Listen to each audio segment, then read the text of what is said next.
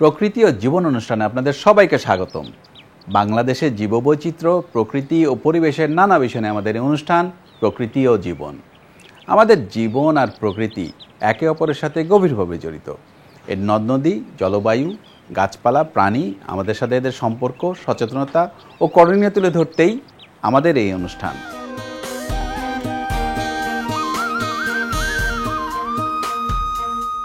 আমাদের গোটা পরিবেশের মধ্যে বিভিন্ন ধরনের প্রতিবেশ ব্যবস্থা বিদ্যমান। সুন্দরবন প্রাকৃতিক পরিবেশের একটি গুরুত্বপূর্ণ স্থান।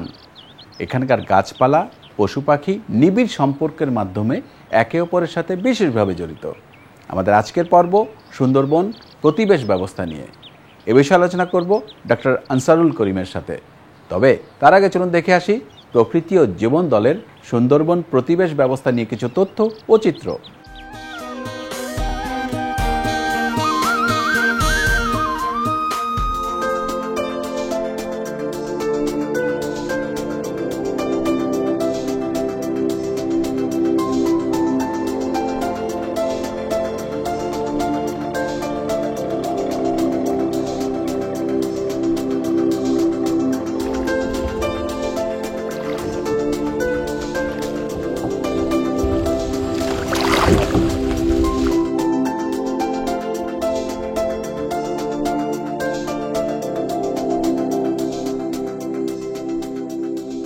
কোনো একটি এলাকার জীববৈচিত্র্য তথা উদ্ভিদ ও প্রাণী আর সেখানকার মাটি, পানি, বায়ু, সূর্যালোক অর্থাৎ অজৈব উপাদানের মধ্যকার সম্পর্ক নিয়েই গড়ে ওঠে ওই এলাকার প্রতিবেশ ব্যবস্থা বা ইকোসিস্টেম। পরিবেশের একটি কার্যকরী একক হল প্রতিবেশ ব্যবস্থা, যার প্রতিটি উপাদান একে অপরের উপর নির্ভরশীল। আমাদের দেশে রয়েছে স্থলজ, জলজ, পাহাড়ি ইত্যাদি ভিন্ন ভিন্ন প্রতিবেশ ব্যবস্থা। সুন্দরবন বাংলাদেশের সবচেয়ে বড় ম্যানগ্রোভ বন। বাংলাদেশ অংশের প্রায় ৬০১৭ বর্গ কিলোমিটার আয়তনের এই বিশাল সুন্দরবনের প্রায় ৪,০০০ বর্গ কিলোমিটার হল স্থল আর বাকি অংশটুকু জল।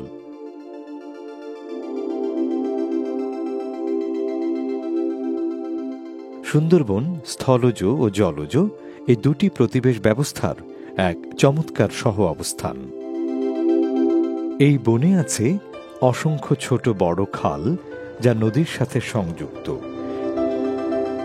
এবং এই নদীগুলো গিয়ে মিশেছে সমুদ্রের সাথে।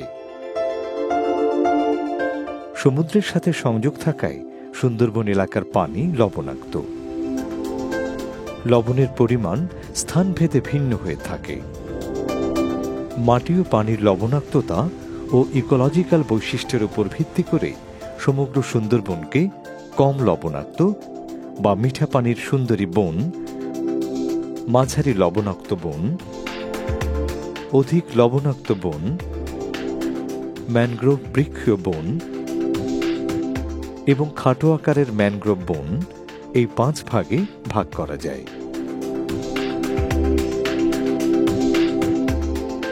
কম লবণাক্ত বনে লবণের পরিমাণ খুবই কম, অনেকটাই মিষ্টি পানি, এবং এখানে সুন্দরী গাছের আধিক্য বেশি।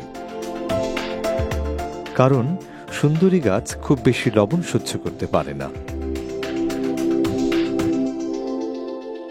সুন্দরীর পরেই রয়েছে গেওয়া, এবং আরও দেখা যায় কাঁকড়া, বাইন, পশুর, ধুন্দল প্রভৃতি। সুন্দরবনের উত্তর পূর্বাংশে বাগেরহাট অঞ্চলে এই বন দেখা যায়। লবণের পরিমাণ কম থাকায় এই এলাকার গাছের বৃদ্ধি খুবই ভালো। এখানকার সুন্দরী গাছের উচ্চতা অন্যান্য অঞ্চলের তুলনায় বেশি এবং গড় উচ্চতা 30 ফুট পর্যন্ত হয়ে থাকে। মাঝারি লবণাক্ত বনে লবণের পরিমাণ পরিমিত এবং এই এলাকা নিয়মিত জোয়ারের পানিতে প্লাবিত হয়। এই বনের প্রধান বৃক্ষ গেওয়া। অধিক লবণাক্ত বনে গরান ও গেওয়া গাছের সংখ্যা বেশি।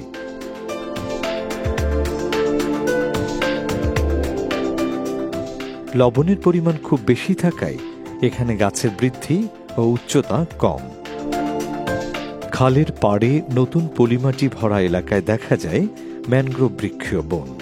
সুন্দরবনের প্রান্তসীমায় খোলা এলাকায় নরম পলিমাটিতে কিছু গুল্ম জাতীয় ছোট ছোট বৃক্ষ দেখা যায়। এটি খাটো আকারের ম্যানগ্রোভ বন।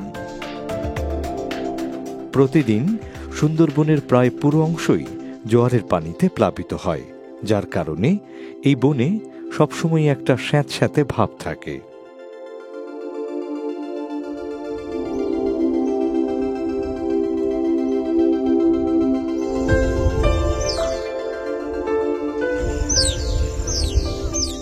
জোয়ারের পানির সাথে আসে বিপুল পরিমাণ পলিমাটি। নদীর কোনো একটি ধারে যখন পলিমাটি জমতে থাকে বা নতুন করে চর চাকতে থাকে, তখন সবার প্রথমে জন্মায় কেওড়া। এর পরের স্তরে বাইন এবং পরবর্তী স্তরে গোলপাতা। ভূমিটি আরো উঁচু হলে জন্মায় গরান এবং সবচেয়ে উঁচু জায়গায় সবার শেষে আসে সুন্দরী। এভাবে ধাপে ধাপে একটি জায়গায় বন জেগে ওঠে। এটি সুন্দরবনের একটি সাধারণ বৈশিষ্ট্য। সুন্দরবনের পরিবেশের সাথে মানিয়ে নিতে এখানকার উদ্ভিদগুলো বিভিন্নভাবে অভিযোজিত হয়েছে। মাটি ভেদ করে বের হওয়া শ্বাসমূল সুন্দরবনের গাছগুলোর এরকম একটি অভিযোজন। অতিরিক্ত লবণ ও জৈব পদার্থ বেশি থাকায় মাটিতে যখন অক্সিজেনের ঘাটতি থাকে, তখন এই শ্বাসমূল গাছের অক্সিজেন গ্রহণে সাহায্য করে। শ্বাসমূলগুলো সাধারণত শক্ত ও চোখা হয়ে থাকে, কিন্তু সুন্দরীর শ্বাসমূল কিছুটা ভোঁতা হয়। অন্যদিকে ঠেসমূল গাছের ভারসাম্য রক্ষায় সাহায্য করে। আরও একটি উল্লেখযোগ্য বৈশিষ্ট্য হল জরায়ুজ অঙ্কুরোদ্গম। কিছু কিছু গাছের ফল হয় লম্বা এবং গাছে থাকা অবস্থাতেই অঙ্কুরোদ্গম শুরু হয় এবং বীজের ভ্রূণমূলটি লম্বা হয়ে ঝুলতে থাকে। আবার কোনো কোনো গাছ, যেমন কেওড়া গাছের ফল পরিপক্ক হলে মাটিতে পড়ে এবং জোয়ারের পানিতে ভেসে অন্য জায়গায় গিয়ে এদের বংশবৃদ্ধি ঘটে। সুন্দরবনের প্রাণীরাও এ বনের প্রতিবেশ ব্যবস্থার অন্যতম গুরুত্বপূর্ণ উপাদান। উৎপাদক গাছপালা ও বিভিন্ন ধরনের তৃণভোজী ও মাংসাশী প্রাণী খাদ্য শৃঙ্খল তৈরির মাধ্যমে প্রতিবেশ ব্যবস্থাকে টিকিয়ে রেখেছে।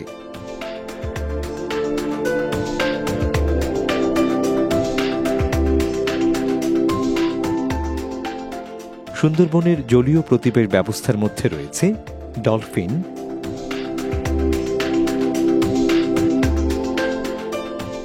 কাছিম, বিভিন্ন প্রজাতির মাছ, চিংড়ি,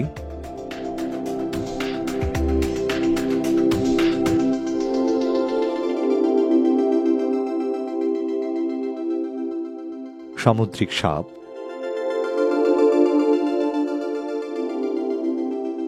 কাঁকড়া, অন্যান্য জলজ প্রাণী ও উদ্ভিদ। কিছু কিছু প্রাণী জলজ পরিবেশের বাসিন্দা হলেও বিভিন্ন প্রয়োজনে ডাঙার উপরও নির্ভরশীল থাকে। কুমির, কালোগুঁই, সাপ, ব্যাং, মাডস্কিপারদের বেঁচে থাকার জন্য উভয় পরিবেশই প্রয়োজন হয়। কেউ বা খাদ্যের অন্বেষণে, কেউ বা প্রজননের তাগিদে, আবার কেউ বা আশ্রয়ের জন্য ডাঙার শরণাপন্ন হয়।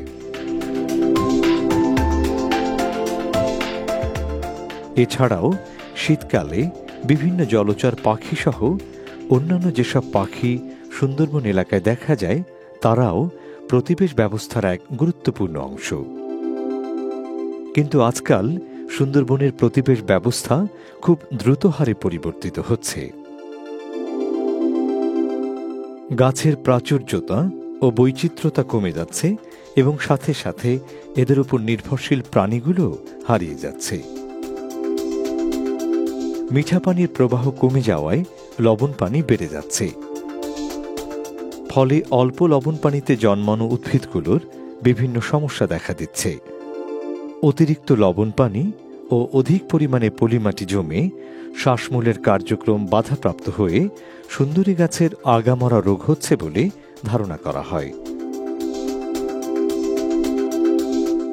নদীতে অপরিকল্পিত হারে বাঁধ,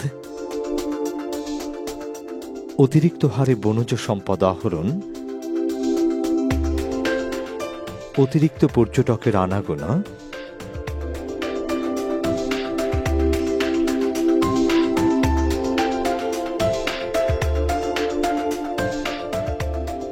শিক্ষা ও সচেতনতার অভাব,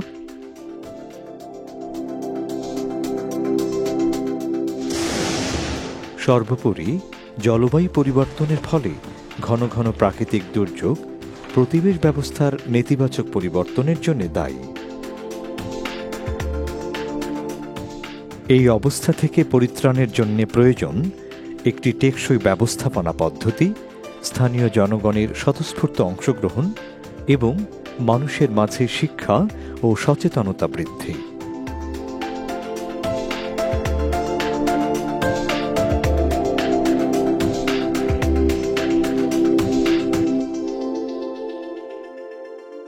তবেই সুন্দরবনের এই অনন্য প্রতিবেশ ব্যবস্থা টিকে থাকবে বলে আশা করা যায়।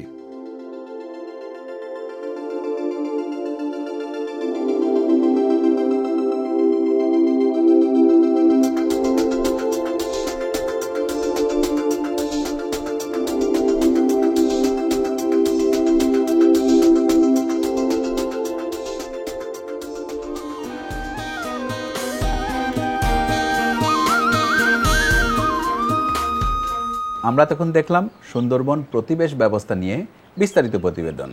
এবার কথা বলবো আজকের অতিথি ডক্টর আনসারুল করিমের সাথে।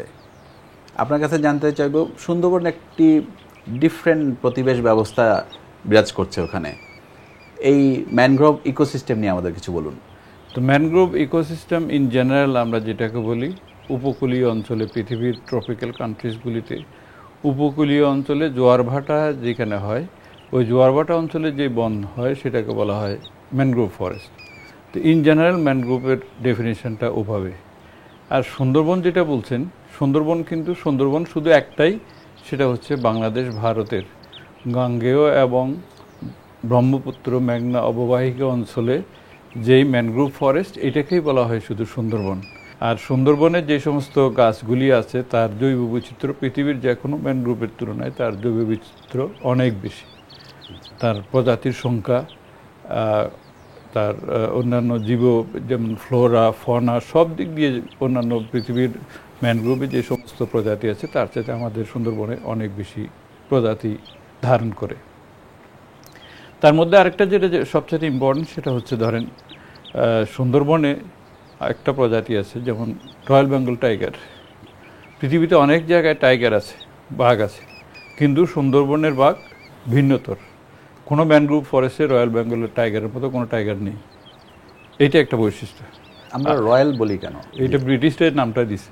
আচ্ছা, ব্রিটিশদের নামটা দিছে তার কারণ তার চলন বলন সবকিছু মিলিয়ে তার একটা রাজকীয় ভাব, ওই ভাব থেকে এটাকে আমরা রয়্যাল বেঙ্গল টাইগার বলি। সুন্দরবনের প্রতিবেশ ব্যবস্থার সাথে অন্যান্য প্রতিবেশ ব্যবস্থার কি সম্পর্ক আছে? পৃথিবীতে প্রাণী, প্রাকৃতিক পরিবেশ এবং মানুষ অঙ্গাঙ্গিভাবে যে একটা ব্যবস্থা গড়ে তুলেছে তাদের পারস্পরিক কার্যাবলীর মাধ্যমে, সেটাকে আমরা ইকোসিস্টেম বলি। ইন দ্যাট কেস এই সেন্সে গোটা পৃথিবীটাই হলো একটা গ্লোবাল ইকোসিস্টেম। এখন আমরা আমাদের বোঝার জন্যে, আমাদের আন্ডারস্ট্যান্ডিংয়ের জন্য আমরা এগুলিকে ছোট ছোট কম্পার্টমেন্টে ভাগ করি।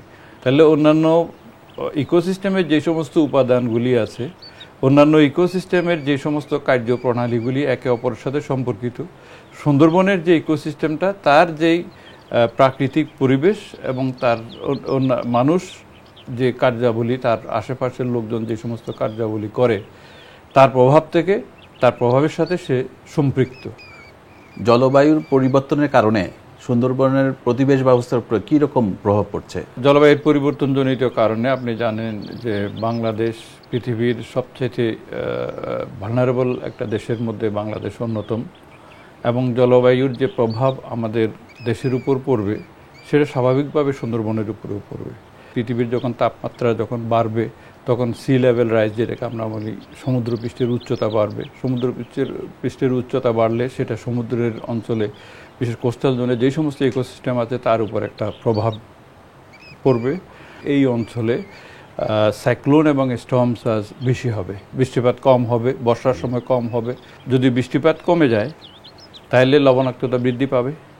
লবণাক্ততা বৃদ্ধি পেলে সুন্দরবনটা এমন একটা সিস্টেম, পৃথিবীর যে কোনো ম্যানগ্রোভের তুলনায় সুন্দরবনের বৈশিষ্ট্যটা হচ্ছে সে ডেভেলপ করেছে ফ্রেশ ওয়াটার এবং স্যালাইন ওয়াটার একটা মধ্যবর্তী একটা ইকোলজিক্যাল সিচুয়েশনে সে কিন্তু ডেভেলপ করেছে।